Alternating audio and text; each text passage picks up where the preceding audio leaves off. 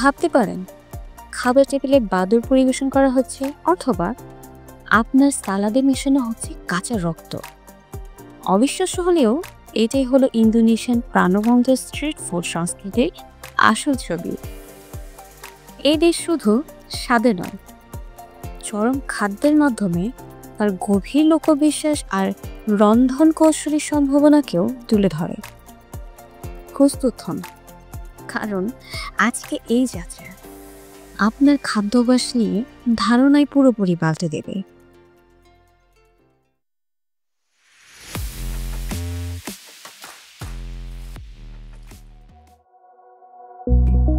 আর আজ আমরা কেবল খাবারে নয়, ডুব দেব ইন্দোনেশিয়ার ঐতিহ্যবাহী খাবারের পেছনের সংস্কৃতির ইতিহাসে। জাভার ধুলাইলি চারকোল থেকে বালের আচারগত রন্ধনশৈলী পর্যন্ত প্রতিটা পদে এখানকার মানুষের জীবনযাত্রা, অর্থনীতি আর আধ্যাত্মিক সংযোগের গল্প বলে। ভিডিওটি শেষে রয়েছে উত্তর সুলাওয়েসির সেই পদ যা শরীর শীতল রাখার লোক চিকিৎসা হিসেবে ব্যবহৃত হয়। তাই পুরো ভিডিওটি দেখুন, সাবস্ক্রাইব করুন, কারণ এই এক্সপ্লোরেশন হতে চলেছে একদম প্রফেশনাল এবং তথ্যবহুল। এবার আসি বালি দ্বীপের এক জটিল ও আচারগত খাবার লাওয়ার বালি প্রসঙ্গে।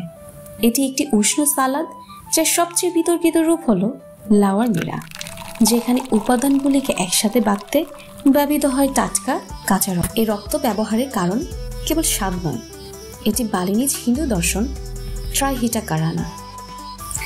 এটি কেবল শারীরিক শক্তি বৃদ্ধি করে না, বরং এটি শরীরের ভেতর থেকে নেতিবাচক শক্তি বা বোঝা দূর করতে সাহায্য করে। মন্দিরের উৎসব বা সাম্প্রদায়িক সমাবেশে পুরুষরা দলবদ্ধভাবে এটি তৈরি করে, যে সামাজিক সহযোগিতা বা গতম রয়মে ঐতিহ্যকে মজবুত করে। এটি খাবার নয়, এটি আধ্যাত্মিক শ্রদ্ধার একটি দ্বৈত মাধ্যম। প্রধান খাবারের পর মিষ্টির ক্ষেত্রেও ইন্দোনেশিয়ানরা চমক দিতে পিছপা হয় না। ইস্ক্যাম্পার বা মিশ্র বরফ হল গ্রীষ্মকালের সতেজতা পাওয়ার অন্যরকম উপায়।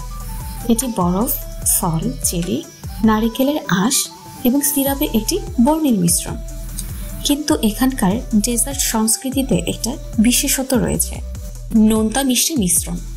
মার্টাবাক ম্যানিস এর মতো জনপ্রিয় ডেজার্টগুলিতেও যেমন চকলেট বা কলার সঙ্গে চিজ ব্যবহার করা হয়, তেমনি ইস্ক্যাম্পারের বিভিন্ন ভার্সনেও এই ক্রিম ও সামান্য লবণাক্ত স্বাদ টেক্সচারাল শৈবাষ্ট্যপূর্ণ তৈরি করে।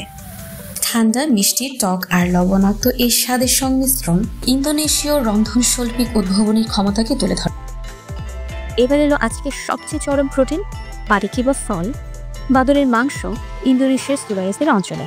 বিশেষ করে মিনাহাসাতে এই খাবারটি অত্যন্ত জনপ্রিয়। এটিকে সাধারণত বাদুড় ভাজা হিসেবে পরিচিত হলেও ঐতিহাসিক বাহির পানিকি মূলত একটি তীব্র মশলাদার নারিকেলের দুধ ভিত্তিক স্টু বা কারি। এই খাবারটি জনপ্রিয়তার মূল কারণ লোক চিকিৎসার সঙ্গে এর সংযোজন। স্থানীয় বিশ্বাস অনুযায়ী পানিকি শরীরকে শীতল রাখতে, অ্যাজমা বা বাতজনিত ব্যথা কমাতে এবং রক্তকণিকার উৎপাদন বাড়াতে সাহায্য করে। এটি নিঃসন্দেহে বিশ্বব্যাপী ফুড চ্যালেঞ্জারদের জন্য এক আল্টিমেট গন্তব্য। তাহলে বন্ধুরা, ইন্দোনেশিয়ার চরম খাদ্যের এই সফরে কোন পথটি আপনার কাছে সবচেয়ে আকর্ষণীয় মনে হলো? নিচে কমেন্ট বক্সে লিখে জানান। এই দেশ প্রমাণ করে যে খাদ্য কেবল পেট ভরে না, এটি ইতিহাস, বিশ্বাস আর অভিযোজনের এক জীবন্ত প্রতিচ্ছবি। আপনি যদি ভ্রমণ, সংস্কৃতি আর চরম খাদ্যের এমন প্রচলিত গল্প দেখতে চান, তাহলে এখনই সাবস্ক্রাইব করুন, ভিডিওতে লাইক দিন আর আপনার কৌতূহলী বন্ধুর সাথে শেয়ার করুন।